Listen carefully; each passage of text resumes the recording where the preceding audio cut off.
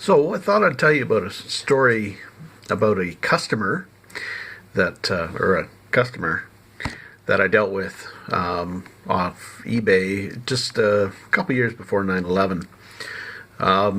It was a fellow who was a assistant English professor for Kentucky University, and at the time I had acquired from a little store in the country a boxes of men's sleaze pulps, and I mean paperbacks that have really risque covers, titles with like dance hall dykes and such material, lesbian themes. There was all kinds of sexual themes, but the content was probably as no more graphic than Harlequin romances are now.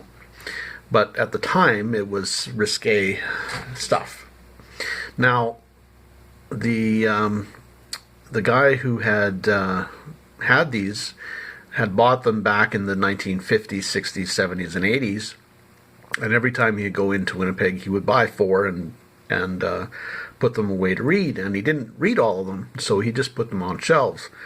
So he had quite a few of these, and he was selling them to me for cover price. So a lot of the really good stuff, the 50s and 60s stuff, was actually quite cheap. But I bought lots. Anyway, but in amongst all these were other books that had very plain covers.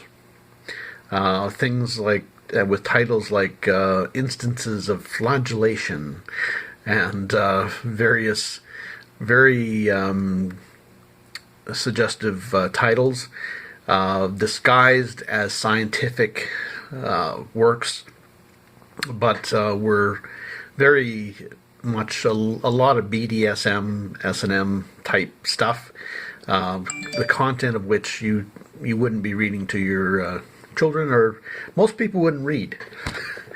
But anyway, I'm being trolled by my phone. Anyway, yeah, the contents of which you probably, or most people probably wouldn't read, but there is a market for that sort of material.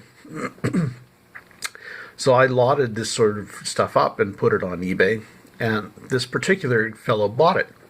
So yes, anyway, the fellow bought all this material, and my girlfriend at the time packed it, and didn't pack it quite the way I would normally pack it. I usually would have put it in a bag and then wrapped it tight so that it was a bundle, and then wrapped newspaper around the outside. And unfortunately, she left out the bag portion and put paper around it, and apparently it damaged the corners of a couple of the books or something.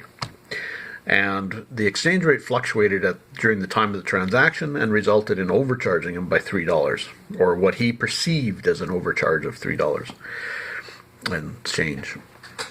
So what he ended up doing was threatening a lawsuit. He wanted to sue me over this $3 and change. So, yeah. So he wants to sue me over this $3 and change.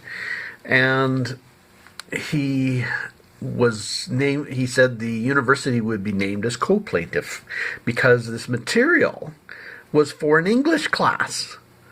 And I'm thinking, not unless you're teaching students after hours. So anyway, yeah. So I called the dean of the university because this guy's threatening a lawsuit. And I told him what was going on, and he referred me to the legal department.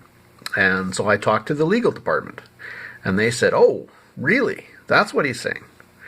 Well, we'll talk to him and we'll get back to you." So what happened was they called me back, and they said, "Well, we talked to him, and we asked him whether he was going to pursue this any further." Okay, great. So they said, well, he said no. And then they proceeded to tell me if he had said yes, we would have fired him on the spot. So he came this close to losing his job over an overcharge of $3 and some cents, which wasn't our fault to begin with. It was the exchange rate fluctuated. and this packing error. So anyway, yeah, quite the guy, risking your job over that sort of stuff. And like I said, the material he bought was not something that you'd be showing in an English class, I'm sure. Yeah. So anyway, that's the story. Hopefully you've had some better experiences on eBay. I've had a few interesting ones with buyers, but yeah,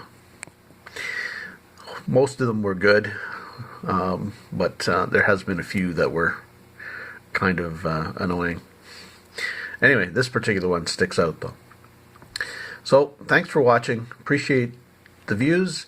And please be sure to like and subscribe, and leave a comment below as to what you thought, or what you're thinking, or whether you got a laugh. And yeah, take care.